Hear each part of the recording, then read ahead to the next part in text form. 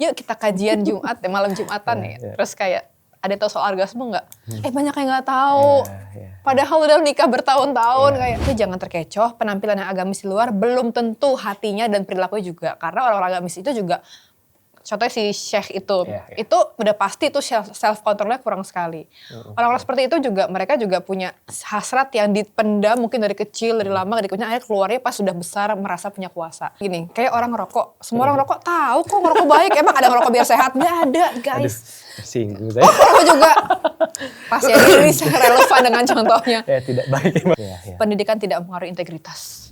Kalau saya tahu yang kecil-kecil yang pelaku pelecehan tuh biasanya dulunya korban juga. Apa nak itu mah guru kamu.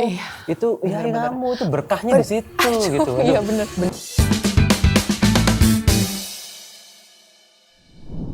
Halo semuanya, selamat datang di podcast Sosok Ahli. Tempatnya para ahli berdiskusi, gue Mas Dop. Dan di bedah bareng ahli kali ini, kita kedatangan sosok ahli yang sangat luar biasa. Dia adalah seorang psikolog dan juga seorang seks edukator, Febriski Yahya. Halo. Halo Mbak Febri. Ya, Mbak, baik. thank you banget udah datang di podcast kita.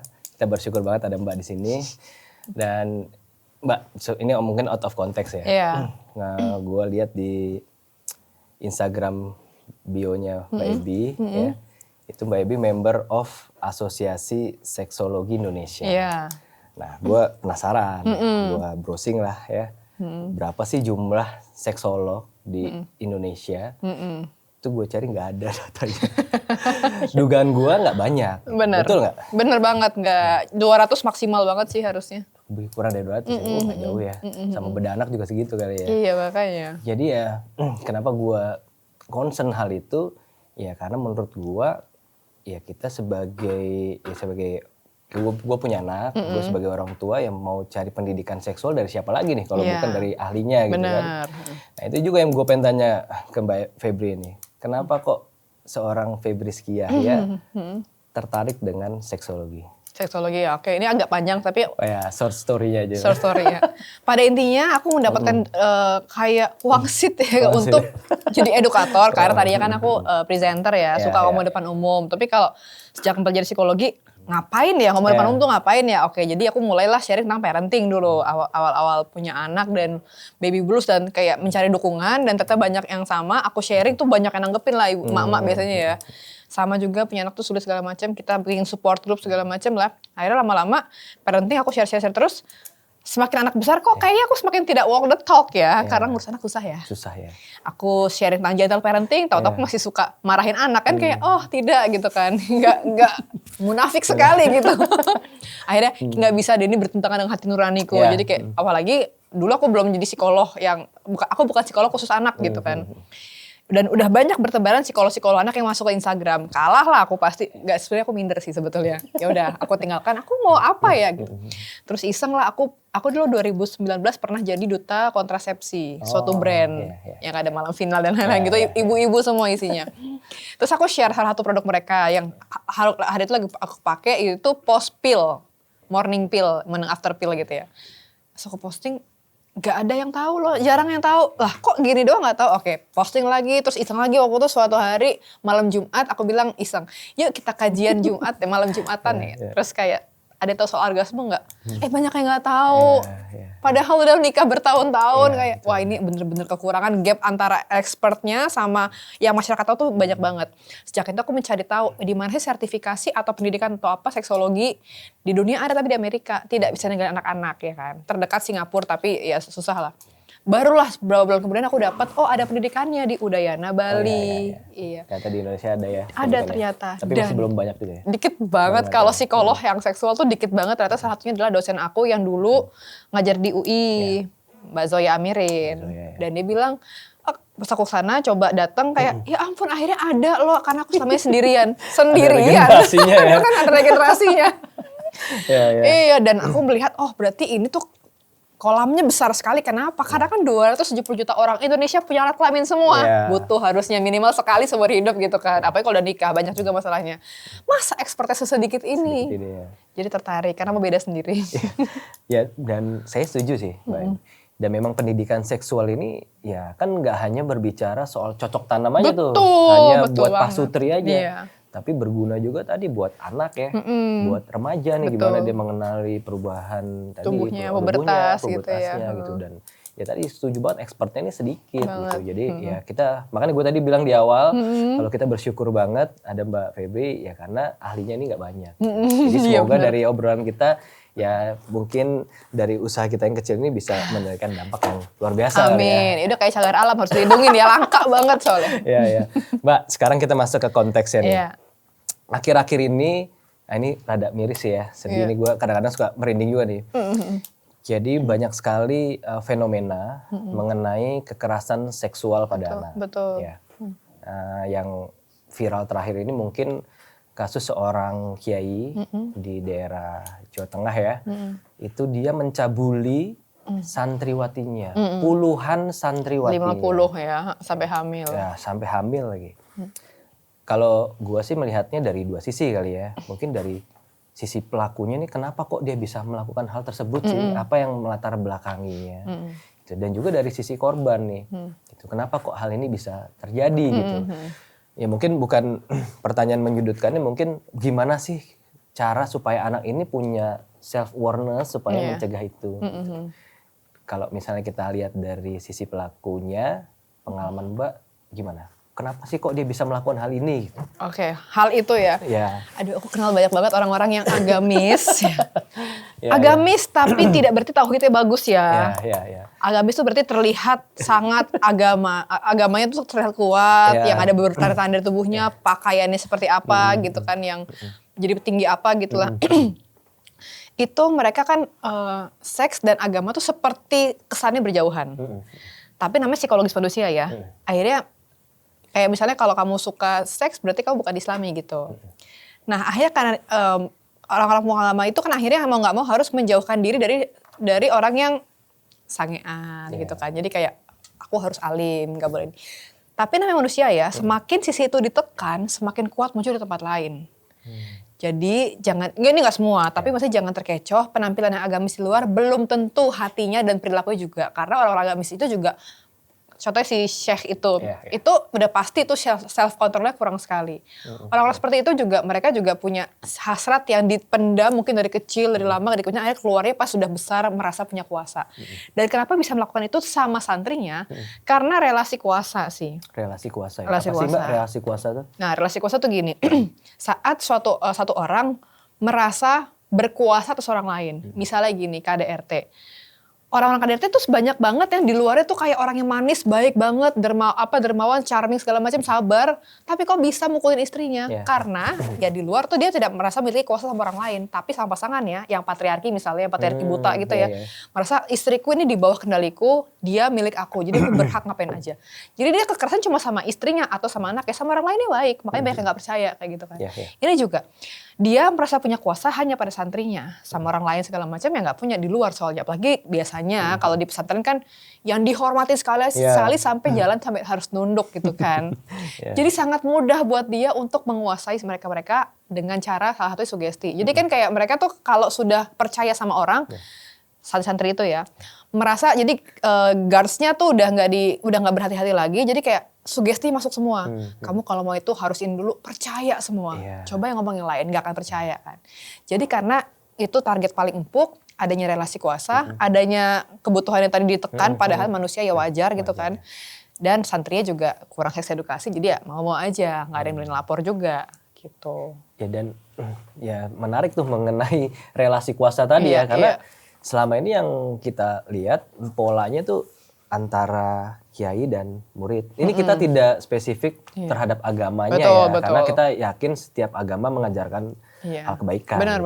Jadi antara guru ngaji sama muridnya, bahkan pendeta yang di luar negeri juga yang kasusnya banyak banget. Terus yang terakhir sempat heboh juga, yang guru dia punya sekolah, ya dia sebagai sosok inspirasional lah di bidang pendidikan, bahkan melakukan hal itu gitu. Nah ini yang kadang-kadang kita bertanya nih Mbak, apakah pendidikan, ini kan orang-orangnya ya dalam tanda kutip mereka tenaga pendidik ya. Artinya mereka punya latar belakang pendidikan yang cukup lah. Gue nggak bilang baik nih. Kalau baik pasti dia tidak melakukan itu ya. Iya. Ini punya latar belakang pendidikan yang cukup. Gitu. Terus tadi juga ya dia sebagai pemuka agama kan harusnya memiliki background ya memiliki background pendidikan yang baik juga. Mumpuni gitu. juga. Mumpuni. Iya. Apakah memang tidak ada korelasinya antara status pendidikan seorang dan juga ya tadi dengan pengetahuan seksualnya lah. Pendidikan yang itu kan pendidikan agama. Jadi kayak jadi gini, kayak orang ngerokok. Semua orang ngerokok tahu kok ngerokok baik. Emang ada ngerokok biar sehat? Nggak ada, guys. Singgung saya. Ngerokok juga. Pas ya ini relevan dengan contohnya. Ya tidak baik emang. Emang dengan udah tahu itu nggak baik langsung mau berhenti kan enggak, sama kan. Jadi kayak pendidikannya baik, tapi kan apakah diinternalisasi jadi nilai-nilai yang mempengaruhi mengontrol perilakunya kan enggak. Pendidikan tidak mempengaruhi integritas.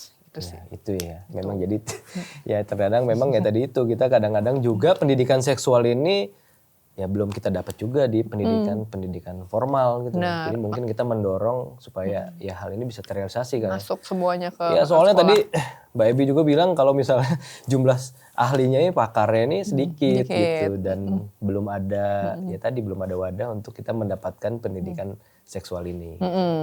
Mbak, tadi kita bicara mengenai pelaku nih. Nah, apakah pelaku-pelaku ini memang mempunyai gangguan psikologis lah dalam tanda kutip?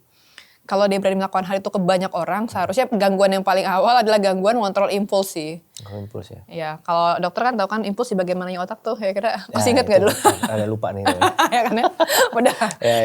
Ya gitu, jadi kayak itu terutama. Itu bisa jadi karena mungkin emang fungsi otak yang terganggu karena mungkin trauma atau pengaruh obat atau segala macam, atau pola asuhnya sih. Pola asuhnya. Jadi ya banyak orang yang misalnya kayak dia KDRT sama istrinya, kenapa? Karena ternyata dia melihat orang tuanya kayak gitu, istri tuh berhak harus nunduk sama suami misalnya kayak gitu-gitu ya. Begitu juga kekerasan seksual, dia merasa di relasi kuasa dan dia juga kontrolnya kurang tuh karena salah satunya gangguan kepribadian. Misalnya orang-orang yang narsisistik, orang-orang yang borderline, orang-orang yang antisosial, itu kan memang dia besar dengan tanpa empati, kecenderungan untuk menabrak norma dan aturan, kayak gitu-gitu kan. Itu bisa jadi salah satu dari itu gangguannya. Cuma kan kalau misalnya diagnosa, ya tetap tidak membetulkan karena tidak semua orang yang punya gangguan itu merugikan orang lain. Ada yang cuma ya udah skip sendiri aja gitu. Kayak misalnya antisosial tuh yang payung besar dari psikopat yang kita kenal serial killer. Tapi apakah semua orang antisosial membunuh? Enggak, cuma sedikit banget sebetulnya. Jadi sekali lagi tergantung diri masing-masing aja sih. Masing-masing ya. Jadi mungkin tadi ada gangguan di sistem limbiknya kali ya. Di sistem kontrol impulsi kayak ya. mau apa-apa kan kita ada yang ntar jangan gitu kan. Ini nggak baik. Dia enggak gas aja terus tanpa pertimbangan gitu. Jadi mungkin ada trauma. Prefrontal cortexnya juga nggak berpengaruh. Prefrontal ya. Kebanyakan nonton bokep juga bisa tuh. Nah, itu yang kita pengen tahu tuh apakah memang selalu karena trauma pada masa lalunya atau memang ada kebiasaan tadi pornografi nih karena pornografi ini kan marak sekali ya gitu. Apakah memang ada ya kecenderungan ke arah sana Mbak? Kalau tanya adakah? Banyak. Tapi kan saya belum wawancara si Syekh ini ya sebetulnya jadi nggak tahu ya. Tapi orang-orang itu jadi rata-rata dari pengalaman Mbak Ebi nih orang-orang yang tadi punya educated, orang yang punya background agama yang baik, apakah dia juga punya punya pengalaman ya kebiasaan menonton ya atau melakukan orgasme kalau PMO memang berkontribusi besar tapi bukan yang utama, bukan trigger utama karena banyak sekali kok orang yang masturbasi tapi tidak melecehkan gitu kan, sekali lagi kontrol diri sebetulnya. Cuma kalau misalnya itu kan orang besar ya, kalau saya tahu yang kecil-kecil yang pelaku pelecehan tuh biasanya dulu ya korban juga. Oh ya, jadi korban ya. Jadi dulu dia korban ya sekarang dia jadi pelaku ya. Iya itu banyak banget. Banyak sekali ya. Mbak, ini kan pelakunya banyak antara orang dewasa ke anak. Artinya apakah memang dia punya gangguan psikologis ya mempunyai penyimpangan seksual suka terhadap anak-anak atau seperti apa ya? Kalau ada pedofilia, misalnya kalau orang suka sama anak SMA wajar kan sudah berkembang seperti orang dewasa. Tapi kalau pedofil kan kayak start dari anak bayi. Ada loh yang suka, yang fetishnya lihat anak pakai popok, bayi pakai popok yang masih belepotan susu gitu loh. Nah gitu, itu memang gangguan namanya masuknya di DSM-5 tuh parafilia alias penyimpangan seksual gitu. Tapi selama, jadi kayak dia tuh orientasinya tuh tertariknya hanya sama anak-anak. Ini saya pernah dapat klien kayak gini, mereka ternyata orang yang punya kepercayaan dirinya ekstrim rendah. Jadi merasa kalau deketin seumuran atau yang di bawah dikit aja itu nggak akan ditolak, nggak akan diterima. Jadi akhirnya ke bawah. Makanya dari relasi kuasa lagi tuh kan. Jadi Gitu. dia merasa berkuasa terhadap anak-anak, jadi dia lebih mudah. Lebih mudah, Nah, iya. yang dikatakan pedofilia ini tadi umur berapa ya Mbak? Sebenarnya kalau anak-anak kan definisinya di bawah 17 tahun. Cuma orang-orang lebih melabel pedofilia itu pada ke yang anak-anak yang belum pubertas. Karena kalau misalnya 16-17 dipacarin, orang-orang masih nggak biasa kan. Dan itu masuknya child grooming. Child grooming ya. Iya. Ini menarik juga nih. Yang Aureli kemarin tuh. Ya, mengenai child grooming nih. Kadang-kadang kekerasan seksual pada anak ini, gitu, kita tidak bisa menyalahkan korban ya. Betul Tapi banget. kadang-kadang ya tadi modusnya ini ya apa dibilangnya, ya smooth lah dia. Smooth. Gitu. Iya, Terus betul. ya apakah ini yang disebut dengan child grooming? Mbak? Iya. Jadi beda child grooming sama pelecehan seksual. Jadi sebenarnya child grooming, pelecehan seksual tuh payung besarnya dari kekerasan seksual yang undang-undangnya sudah disahkan di Undang-Undang TPKS, Tindak Pidana Kekerasan Seksual tahun 2022 itu. Baru lah orang-orang pada tahu nih. Nah bedanya adalah pelecehan seksual kan anaknya tuh tahu dia tuh diperlakukan secara paksa yang dia nggak nyaman. Kalau bisa nunjuk yang salah tuh dia gitu kan. Tapi kalau child grooming, anaknya tuh bahkan nggak sadar kalau yang salah tuh pelaku. Dia sadarnya kayak aku diginin om tapi aku suka, aku keenakan, aku mau lagi. Gitu. Itu child grooming. Dan aku punya pasien yang udah tua bahkan di atas 50 yang korban child grooming sampai sekarang dia kayak mengalami DID gitu yang identity disorder yang pecah gitu karena dan depresi selama 30 tahun gak putus minum obat. Karena dia merasa dia kayak suaranya tuh bertabrakan terus. Ternyata dia merasa dia tuh agamis sebetulnya. Tapi waktu dia dulu di child grooming dari SMP sampai SMA dengan banyak orang yang berbeda, dia mau dan nagih. Dia yang minta bahkan akhirnya. Dia merasa dia pelacur. Padahal aku kan agamis, di agama gak boleh, tapi aku mau. Gimana aku gak bisa ngontrol. Tapi aku ya akhirnya sampai besar dia. Dampaknya sampai seperti itu ya? Sampai seperti itu, sampai depresi segala macam. Dan bahkan dia sampai mengulangi siklus itu terus. Iya, karena kebanyakan juga kan dari kasus-kasus yang kita bisa dengar tuh, apalagi yang dilakukan oleh ya tadi guru ya gitu. Bahkan ada yang ekstrim, gak apa-apa nak itu mah guru kamu. Itu ya kamu itu berkahnya di situ gitu. Iya bener lagi, iya kita, lagi. Kita miris juga ya gitu. Masih ada iya. yang padahal ya tadi mungkin salahnya mengkultuskan individu mungkin seperti itu gitu. Jadi kadang-kadang anak-anak ini dia tidak bersuara karena dia tidak tahu bahwa itu salah. Gitu. Itu kan biasanya kan orang tua berarti itu kan menengah ke bawah ya atau menengah. Ini menengah atas. Karena beberapa kali ngisi seks edukasi di sekolah-sekolah. Anaknya dilecehkan ya mungkin nggak dilecehkan gimana. Dia dipegang pahanya sama driver, curhat ke orang tuanya nggak percaya. Atau dipegang sama sepupunya, ya udah itu kan sepupu kamu. Sayang. Seks edukasi tidak nyampe ya jadi. Ya, Mbak. Nah, sekarang kita mungkin masuk ke tadi ya, ke anak ya, terhadap korbannya. Gimana sih kita cara memberikan dalam tanda kutip kemandirian nih ke anak kita, atau self awareness lah. Karena tadi ya predator ini kita kadang-kadang sulit kenali karena dilakukan oleh tadi orang-orang yang terdekat ya.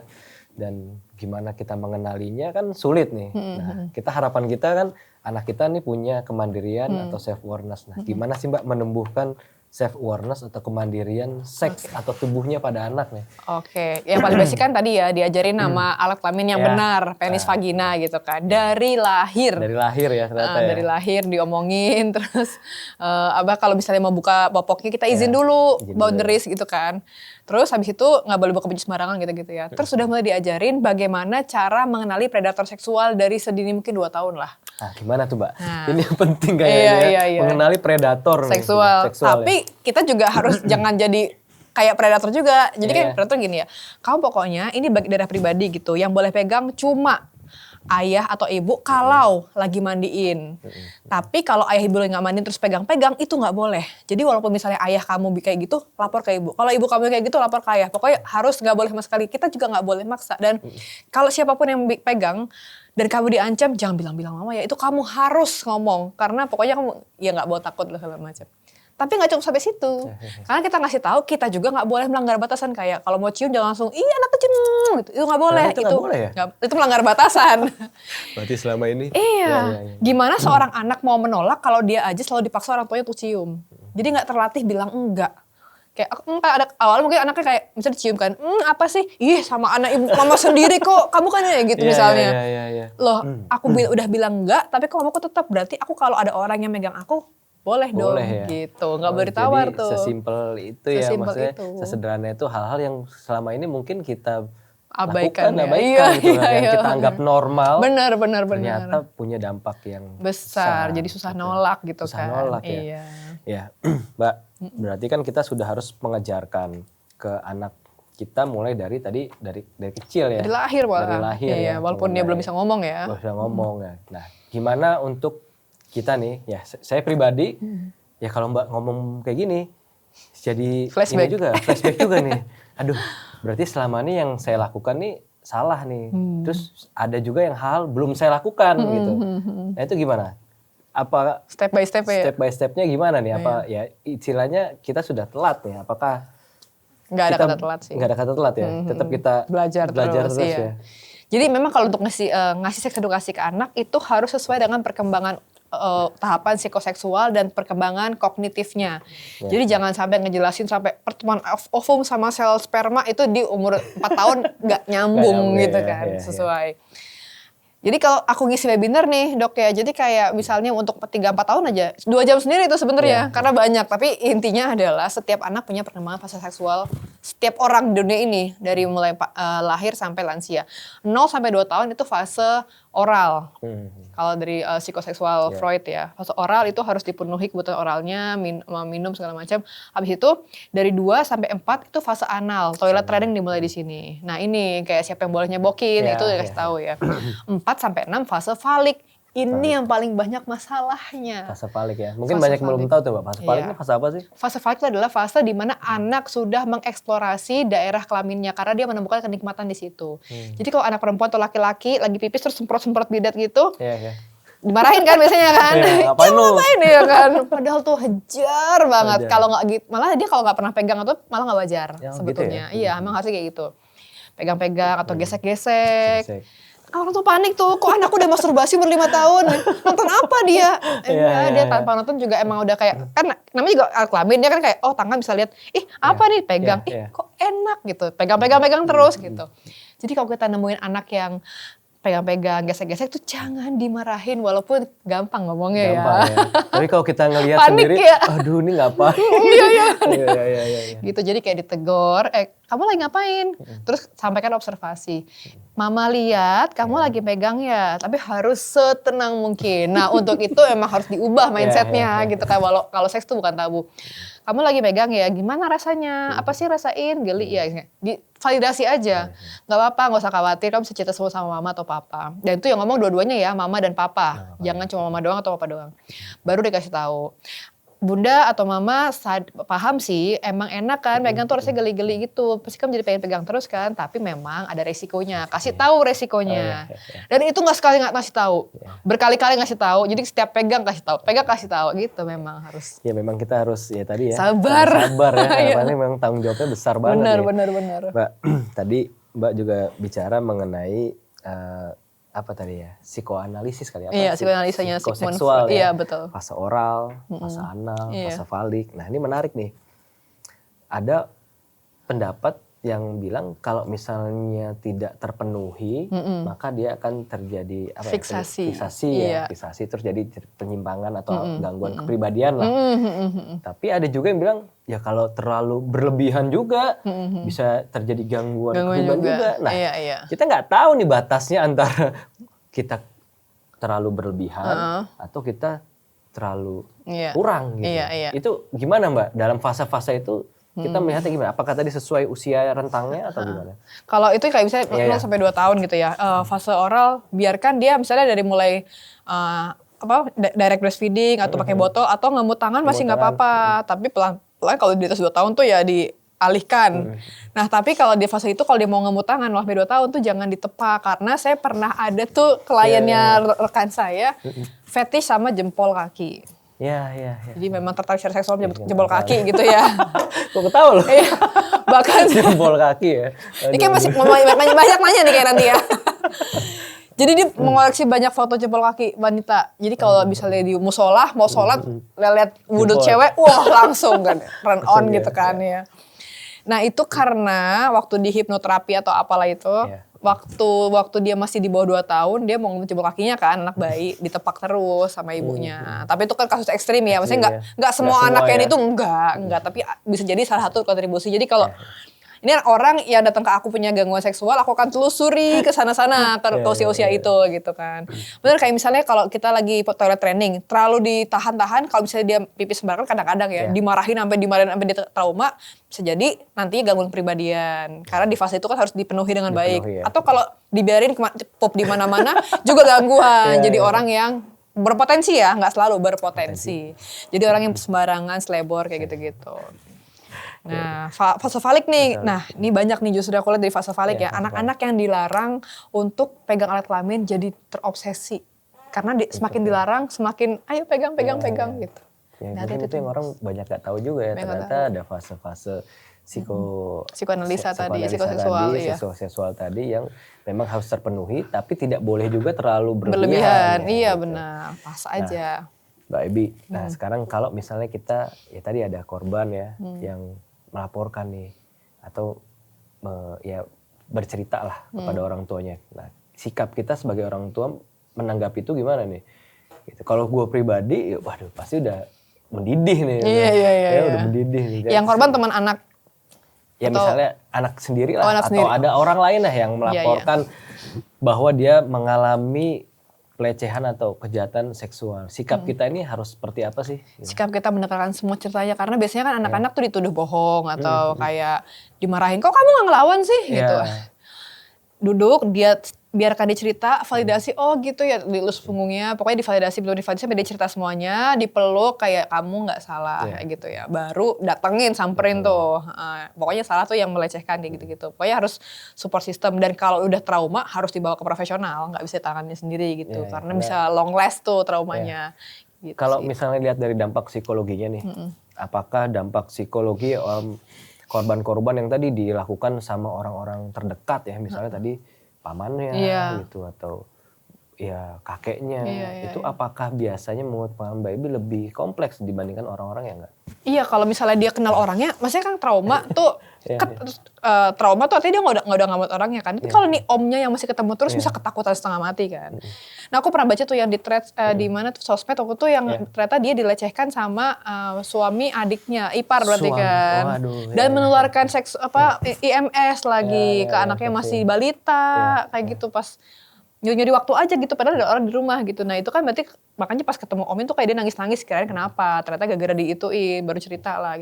Tapi kalau pelakunya orang luar, ya maksudnya kalau nggak ketemu lagi, mungkin sedikit lebih ini ya kan, dia nggak ketemu terus, tapi traumanya kan terus berjalan selama itu nggak diobati. Tadi aku beberapa kali event ya, terus di make upin sama, ya itulah kan. Dengan bangga mereka bercerita, aku punya pacar banyak, pacarku SD SMP, aku beliin motor satu-satu, tapi dipakai juga, cowok juga sih kayak sesama jenis. Dan akhirnya mereka belok juga. Aku nanya, apa awalnya bisa kayak gitu? Karena dulu aku juga disodomi. Gitu. Ya sebenarnya kenapa gue tertarik sama pembahasan seksual, memang gue banyak banget pengalaman klinis nih, gue sebagai bedanak ya. Bedanak ini kan sebenarnya ya selama gue pendidikan nggak banyak tuh kasus-kasus, ya memang ada child abuse ada gitu. Tapi untuk kekerasan seksual pada anak sampai menimbulkan tadi trauma dan bilang trauma sampai menimbulkan infeksi menular seksual yang membutuhkan tindakan operasi ya, itu sangat jarang gitu. Tapi kenyataannya ya selama gue jadi klinisi ini ya banyak kasusnya. Jadi gue mau sharing juga nih. Jadi gue kemarin ada kasus, ya gue nggak menyebutkan nama dan tempat ya. Jadi ini ada kasus anak-anak nih 5 tahun, ya dia dilakukan sodomi ya. Jadi dilakukan sodomi oleh saudaranya ya, sepupunya yang usianya juga masih usia SD, gitu. Dan ini dia menularkan penyakit seksual gitu. Artinya pelaku ini walaupun dia sudah SD, tapi dia sudah melakukan kemana-mana nih. Itu kan kita nggak habis pikir gitu loh Mbak. Gitu. Atau ya dia ada dipelihara seseorang gitu. Mungkin juga gitu. Dia juga mungkin sebagai korban juga. Betul. Gitu. Dan ini kan berantai nih. Nah yang gue pengen tanya itu, kok bisa sih anak-anak melakukan, apakah memang anak-anak sudah ada ya tadi dorongan seksual, kenapa sih kok dia bisa melakukan itu gitu? Iya. Kalau anak-anak yang belum pubertas atau pra-pubertas, biasanya mereka melakukannya karena tadi fase falik. Fase falik ya? Atau kalau pernah tahu ya yang anak TK 5 tahun mensodomi temennya 5 tahun juga, itu gara-gara karena pas dia mau main handphone bapaknya mau main game, ada video porno disimpan. Jadi dia bener-bener karena pengen mirroring, pengen mempraktekkan apa yang dia lihat. Dicobain, tapi bukan dari dorongan seksual. Paling cuma geli-geli di penis aja, tapi bukan dorongan yang libido gitu ya. Libido yang kayak orang dewasa. Kan orang kita dewasa. bingung, kok anak kecil dia punya pikiran seperti itu, melakukan seperti itu gitu. Karena tadi porn Ya? Porn dan korban gitu kan ya. Tapi kalau sudah pra-remaja, pra-pubertas, sudah pubertas itu memang bisa didorong sama libido. Sama libido ya. Udah hormon seksnya udah itu kan aktif gitu kan ya. Kayak gitu sih. Menarik nih, tadi Mbak Ebi bilang kalau misalnya dia melihat pornografi gitu. Saya dulu pernah ada dalam tanda kutip punya penelitian deskriptif memang. Jadi waktu itu kita tertarik meneliti ya tadi perilaku seksual pada anak SMP gitu, dan dari hasilnya itu salah satunya itu terjadi akibat dia pernah melihat orang tuanya berhubungan gitu. Dan itu di daerah yang dalam tanda kutip dia menengah ke bawah ya, artinya satu rumah itu rame-rame gitu. Jadi karena dia sering melihat gitu, akhirnya dia ya tadi mungkin itu betul nggak? Iya itu melihat orang tua berhubungan seks banyak, maksudnya kadang-kadang lebih parah daripada lihat pornografi itu sendiri. Gitu. Yang pertama efeknya hampir sama kayak pornografi. Yang kedua dia melihat ibunya sedang disakiti, jadi kayak mereka KDRT. Yang ketiga ada yang jijik gitu kan. Jadi banyak itu efeknya. Makanya aku juga pernah bikin konten nih. Gimana kalau nggak sengaja ketahuan? Harus diajak ngobrol. Ayo gimana ayo? Makanya kunci pintu. Aduh racun emang. Kunci pintunya. Makanya jadi harus diajak ngobrol dan ditanyain persepsi kamu barusan apa. Ada yang oversharing kan, mama papa tuh gini-gini, nggak, kadang dia kayak cuma lagi liar-liar gitu loh, baru bangun kayak nggak sadar aja, cuma kayak apa itu gitu, oversharing. Jadi harus tanya dulu, semalam kamu buka kamar papa ya, kamu lihat apa semalam, menurut kamu gimana, perasaan kamu gimana, nah baru kayak banyak kan mostly anak-anak kan ngerasa, mama lagi berantem ya, mama disakitin teriak-teriak gitu kan, papanya di atasnya. Beda kalau mamanya di atas gitu kan ya. Ya jadi kita harus lihat usia juga. Lihat usia, lihat apa yang dia persepsikan juga, apa perasaannya juga. Terus minta maaf, nanti dijelasin tadi sesuai usia, yang dimana tuh beda-beda cara jelasinnya. Dan minta maaf ya, kamu harus melihat. Karena banyak kan waktu anak buka pintu, diomelin, keluar gak kamu sana. Siapa yang asik, siapa yang dimarahin gitu kan ya. Ya kadang-kadang kan usianya ya mungkin banyak juga yang misalnya nih pasangan suami istri yang sedang punya bayi itu Mbak. Oh iya. Gitu. Pasti kan dia tidurnya satu kamar lah. Iya. Gitu. Nah itu gimana? Apakah bayi juga tidak boleh melihat gitu? Kadang-kadang kan tidak sengaja terlihat mungkin dia lagi bangun malam gitu. Sebenarnya nggak boleh. Jadi gini, bayi kan menangkap rasa emosi gitu kan. Kalau berhubungan seksual tadi dengan yang kayak apa berteriak segala macam, itu bayi juga bisa merespon. Tapi kalau mute mode getar itu masih lebih aman. Iya gitu. Cuma kalau udah sampai hardcore dijambak segala macam tuh bayi juga bisa benci sama bapaknya tanpa alasan gitu ya. Jadi sebaiknya sih tidak terlihat ya. Tidak terlihat lagi tidur pules banget ya. Kalau bayi kan nggak bisa berbuat tidur kan. Nangis kalau bangun pasti. Mau ikutan. Iya.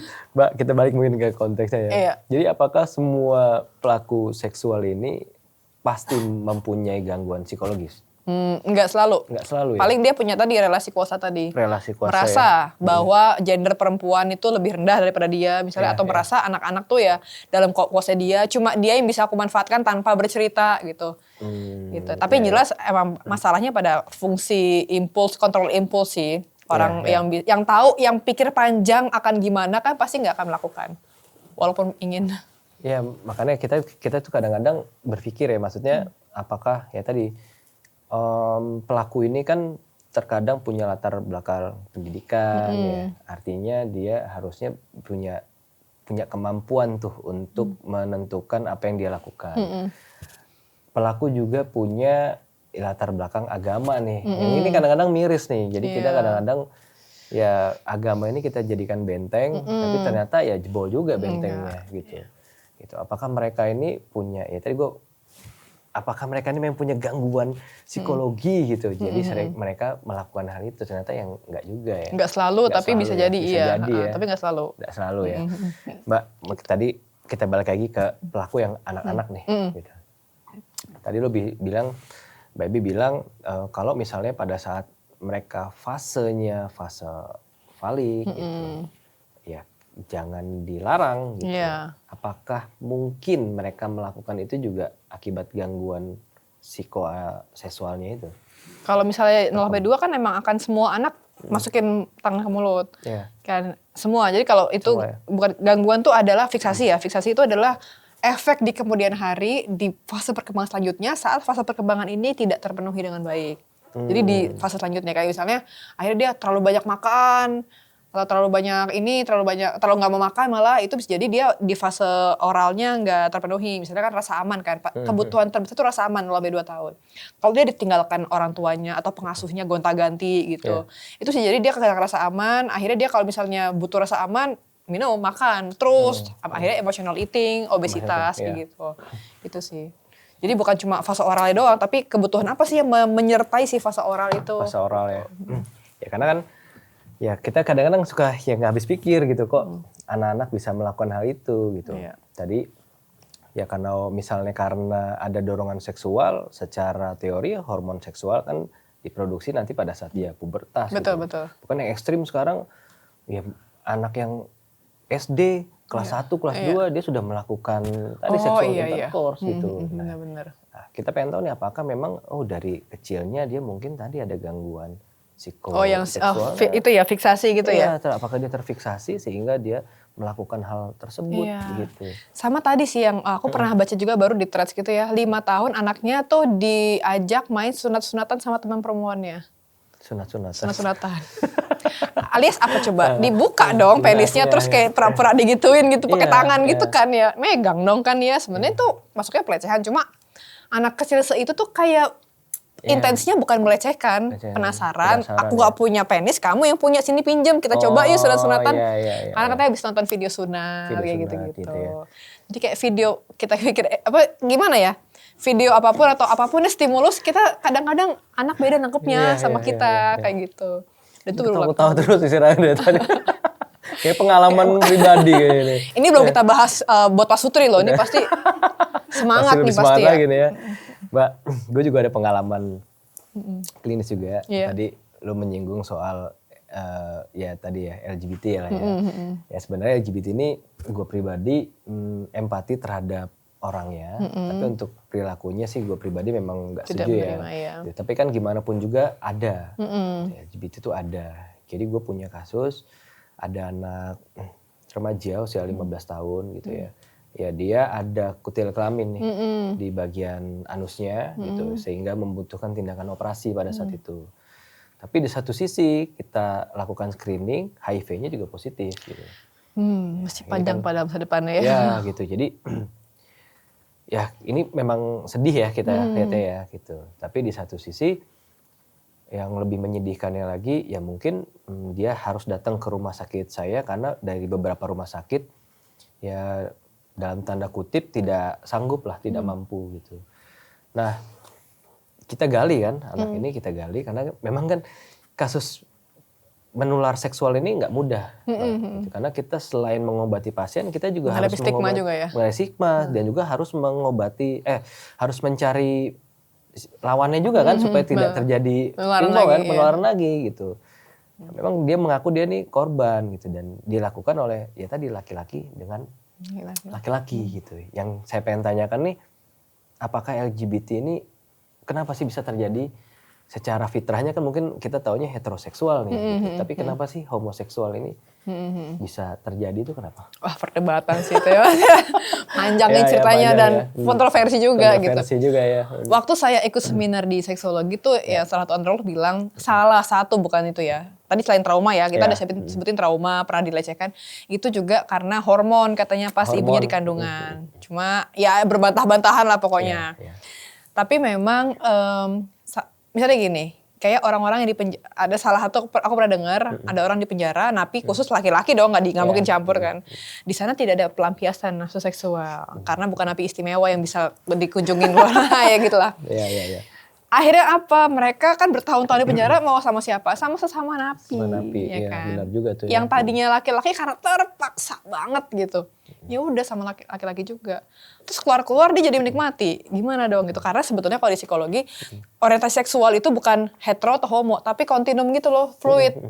0 sampai 100, seberapa persen kamu hetero, seberapa persen kamu homoseksual. Kamu di mananya nih? Kalau misalnya di tengah-tengah, berarti masih bisa tarik ke sini, tarik sana gitu. Ketemu lingkungan yang pas, yang nyaman, udah masuk gitu kan. Jadi bisa jadi karena lingkungan juga. Karena dia masih tengah-tengah nih, masih cari jati diri, aku apa. Terus ketemu orang-orang yang nerima dia cuma kaum LGBT. Ya udah, akhirnya dia ikut dan terbiasa dan ya udah enak gitu kan. Sedangkan cewek-cewek misalnya yang hetero nolak aku terus. Dari dia ngikut ke situ bisa. Hormonal. Nah, kalau kasus dokter Mel kan dia pernah cerita tuh. Dia homoseksual, terus berobat ke dia, saya pengen jadi normal lagi. Gimana? Dicek hormonnya rendah banget ternyata. Di terapi hormon ternyata, ternyata saya selama ini bukan yang gak nafsu sama lawan jenis, tapi karena saya emang gak ada libido. Yang dia pikir dia sukanya sama-sama jenis. Jadi berubah haluan. Ada juga kayak juga gitu hormon. Hormon, lingkungan, karena tadi memang ini, dan jadi kekerasan seksual. Dan tadi dari soalnya mereka tuh, gini, teman saya juga ada yang LGBT dan dia cerita, apa sih yang bikin kamu tertarik? Dia sukanya sama pria dewasa matang, udah kerja, udah berkeluarga. Kenapa tertarik? Karena dia tidak mendapatkan sosok ayah. Nah ini ya. Iya, akhirnya dia mencari sosok ayah tapi secara seksual jadinya. Secara seksual ya. Begitu juga dengan teman yang lesbi gitu ya. Dia mencari sosok ibu karena ibunya abusive banget ke dia. Tapi dia tertarik sama secara seksual. Gitu, jadi kayak kalau dia kekurangan sosok orang tua ini penting banget. Ini suka diedukasi. Hati-hati. Anak-anak yang fatherless berpotensi, walaupun nggak selalu, berpotensi ada kesana kayak gitu. Ya memang, ya ini kita sebagai orang tua nih kadang-kadang. Berat ya. Berat ya gitu. Kadang-kadang ya gue pribadi, gue inget kata guru saya dulu, Mbak Wib. Dia seorang dokter anak, ya karena gue beranak, kita ikut kuliah anak dulu tuh gitu. Dia seorang pediatrik sosial. Jadi dia bilang ya pasien saya ini hampir 80% sudah pasien-pasien yang mengalami gangguan tumbuh kembang lah. Gitu. Dan dari 80% itu 40% itu anak-anak dokter dia bilang. Tersentil nggak tuh dong? Ya jadi kadang-kadang kita ini dengan embel-embel kerja buat anak gitu. Ada yang pasnya nih Mbak. Buat ya gimana nih, karena gimana pun juga anak itu nggak hanya membutuhkan nafkah, uang ya, tapi juga butuh tadi ya sosok ya. Betul, sosok. Jadi kayak banyak fatherless itu bukan berarti bapaknya nggak ada, dia anak yatim. Bapaknya ada tapi kayak nggak ada gitu. Ataupun ada tapi cuma bagian nyuruh-nyuruh, nyalahin, nuntut gitu tanpa mendapatkan validasi dari ayahnya. Sini siapa yang kayak gitu. Jadi pokoknya banyak karena stigma ya budaya timur terutama Indonesia yang ngurus anak tuh ibu, bapak cari kerja doang gitu. Jadi padahal sebenarnya enggak. Ayah kan juga wajib untuk menafkahi di sini bukan cuma materi tapi juga batin ke anak juga. Itu yang butuh. Ya itu yang memang kita harus banyak-banyak belajar ya. Betul, orang coba tua. hadir lebih untuk anak. Karena memang kita punya tagline juga nih Mbak, karena jadi orang tua itu nggak ada manual booknya tuh. Betul, iya benar-benar. Tapi selalu ada hal baru yang bisa kita pelajari. Iya, benar-benar. Sekolah seumur hidup. Iya, Mbak, ini mungkin ada pertanyaan nggak dari kalian? Ada pasti, dari tadi pengen nanya. Nih biasanya nih. Kalau secara psikologis, pada saat korban mengalami pelecehan seksual tuh apa sih yang terekam di otak dia, dan kayak kadang kan sebagai korban jadi susah untuk nolak, Iya. untuk ngomong, Iya. Kayak kadang ada yang nge-freeze banget. Iya. Kayak apa sih proses psikologis yang terjadi pada saat orang mengalami itu? Gitu? Kalau anak-anak banget, ya mereka kan cuma yang apalagi belum terpapar dengan pelecehan seksual gitu ya. Karena kalau anak pelecehan seksual dia udah langsung bisa ngomong, langsung lapor gitu. Aku telah dilecehkan gitu. Udah ngomongnya kayak gitu. Aku mengalami pelecehan seksual gitu. Tapi kalau yang belum tuh dia ngerasa kayak nggak aman, kayak nggak nyaman tubuhnya. Aku nggak nyaman dipegang, tapi aku nggak tahu ini apa. Terus kalau ketemu si om itu atau tante itu yang melecehkan, aku kok kayak mau narik diri. Nah, ini anggap kayak gini aku baru tahu dari orang-orang yang udah dewasa sekarang, terus mereka gini, oh ini namanya pelecehan toh, karena dulu gue ngerasa cuma nggak nyaman, mau nangis tapi nggak ada, gue nggak berani cerita dan nggak berani nolak karena kayaknya orang dewasa tuh nggak mau ditolak ya, karena tadi disini dipaksa gitu. Setelah tahu ini pelecehan seksual, barulah dia kayak, gila gue telah dilecehkannya gitu. Jadi makin memvalidasi perasaannya. Kalau untuk yang menurut edukasi. Tapi sekarang anak zaman sekarang udah banyak yang bisa ngelapor. Aku mengalami sexual harassment gitu. Ya tadi kadang-kadang kita juga bingung nih antara kekerasan seksual, antara chat grooming. Aduh banyak banget nih sekarang nih ya. Modus-modusnya juga tadi ya. Ya tapi yang penting adalah ya balik lagi ke keluarga ya. Jadi keluarga ini adalah ya sebenarnya sumber utama pendidikan seksual pada anak ya, supaya tadi anak kita mempunyai kemandirian ya, punya self boundaries juga ya, gitu. Keluarga dan sekolah. Ya. Nah, sekolah ini juga kita jadi satu soal sendiri nih. Belum masuk ya. Belum masuk nih kadang-kadang ya nggak tahu ya, mungkin zaman sekarang berbeda sama zaman kita dulu ya. Kalau zaman kita dulu rasanya pendidikan formal ini nggak mencakup pendidikan seksual gitu. Jadi kadang-kadang kita juga bingung mendapatkan pendidikan seksual ini dari mana gitu. Banyak orang salah mengartikan bahwa pendidikan seksual tuh pelajaran biologi. Itu beda, itu reproduksi beda banget kan. Ini cuma gimana ketemu di lahir jadi itu beda, itu namanya pendidikan reproduksi aja. Seksual kan termasuk kayak boundaries gitu-gitu kan. Self grooming segala macam tuh gak diajarin sekarang. Belum menyeluruh lah pokoknya. Wah, sebenarnya banyak banget sih kalau misalnya kita mau bicara pendidikan seksual nih. Tapi mungkin kita bicara di lain waktu kali Mbak ya. Episode berikutnya kali ya. Karena kita hari ini fokus kepada anak dan juga Laisa nih. Nah, Mbak, kira-kira last question nih. Kira-kira hal apa yang masyarakat harus tahu nih tentang pendidikan seksual nih? Yang belum dipahami lah oleh masyarakat. Kira-kira apa sih? Oke. Jadi buat orang tua, please pertama dulu paling basic deh. Tolong ubah mindsetnya bahwa ngobrol soal seks ke anak itu bukan sama sekali tabu atau jorok atau ngarahin ke arah yang porno. Enggak.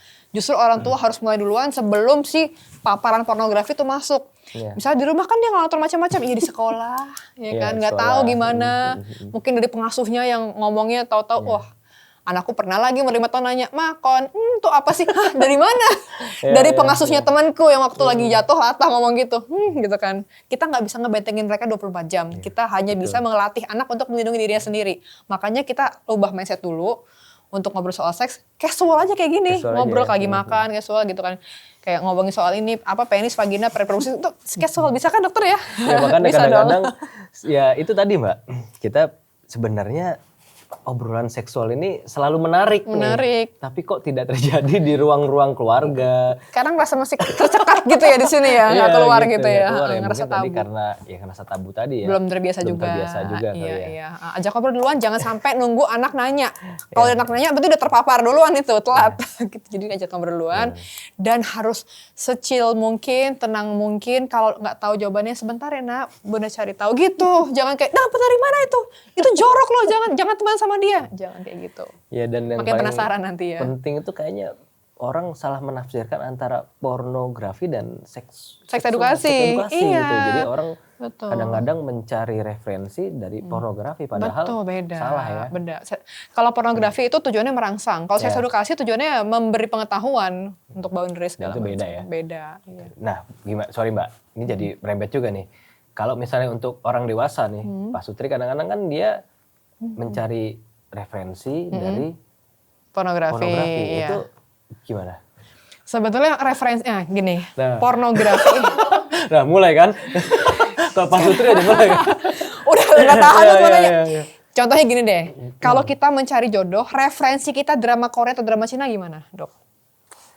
Cari referensi yang gitu. Ya kalau misalnya nyari jodoh drama Korea sama dari Cina nih. Iya, freshnya kayak gitu, udah CEO ganteng, cakep ini gitu. Ya, pasti gimana? Yang paling sempurna. Iya, mungkin nggak dicari di sini kira-kira. Mau berapa lama dijomblo gitu kan? Intinya gitu kan. Nggak mungkin ya. Nggak sesuai sama gak sesuai. Ya. Sama dengan pornografi. Pornografi atau drama-drama itu sebenarnya sama-sama mereka tuh yang hiperbola. Dilebih-lebihkan, misalnya kok ini di film ini dia bisa main 3 jam, kok kamu cuma 10 menit keluar, itu pakai penis pump, itu pakai cut terus, itu 3 hari syutingnya jadi cuma 3 jam doang, jadi semua itu hiperbola. Jangan pernah menjadikan porno, misalnya kayak menonton sesekali, memang nggak terlalu masalah kalau sesekali kayak sebulan sekali misalnya. Tapi kalau sampai menjadikan itu standar dan referensi, itu udah masalah. Jadi ya. kayak, kok kamu gak kayak gini, kok kamu juga gak kayak gini. Itu hanya fantasi karena, dan itu juga fotografi itu memberikan stimulasi non-organik sama otak. Jadi kalau udah keseringan PMO, dia akan gak tertarik lagi sama pasangannya, karena pasangannya rangsangan organik. Organik ya. Gitu. Kan organik lebih sehat di mana-mana. Jadi kita nyari referensinya di mana, Mbak? Kama Sutra gitu, itu posisi-posisi ada gitu kitabnya tuh, kan, Ran. ada kitabnya. Kama Sutra. Ada kitab Arab juga ada kok, aku lupa namanya apa, Iya. ada kok. Banyak ya. Atau sebenarnya erotic movie masih boleh ditonton, tau nggak nonton nggak yang kayak 50 Shades of Grey gitu-gitu lah, dan lain-lain, 365 Days. Iya. Itu masih oke karena dia ada jalan cerita dan tidak zoom ke situ Ya, kayak gitu-gitu tidak lah. fokus ke makanya. situnya ya. Pokoknya erotis sama pornografi beda. Waduh, ini kayaknya panjang banget nih. Kayaknya masih ada part 2 deh, kalau Mami part 2. Aduh, mungkin kita bisa bicara ini di sesi-sesi yang Iya, lebih iya. full kali Mbak ya. Benar. Full apa vulgar? Vulgar. Bareng Mel kali ya. Bisa, Waduh, bisa. nanti Mel kita bicara nih ya. Iya. Oke deh Mbak Ebi, banyak banget hal yang bisa kita ambil ya dari sini. Tapi mungkin satu hal yang bisa gue sampaikan bahwa ya pendidikan seksual ini bukan merupakan hal yang tabu ya. Tapi ini adalah merupakan Wajib diajarkan. ya wajib diajarkan, dan ini sebagai perlindungan Betul, untuk proteksi sama kita anak. dan juga keluarga kita kali ya. Betul. Waduh, thank you Mbak Ebi udah datang di podcast kita. Makasih, Jadi Dok.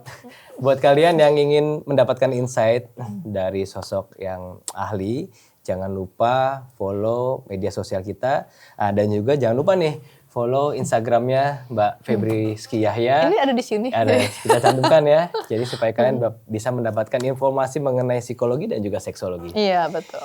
Oke, gue Mas Dok. Kita ketemu di episode selanjutnya. Dadah. Bye-bye.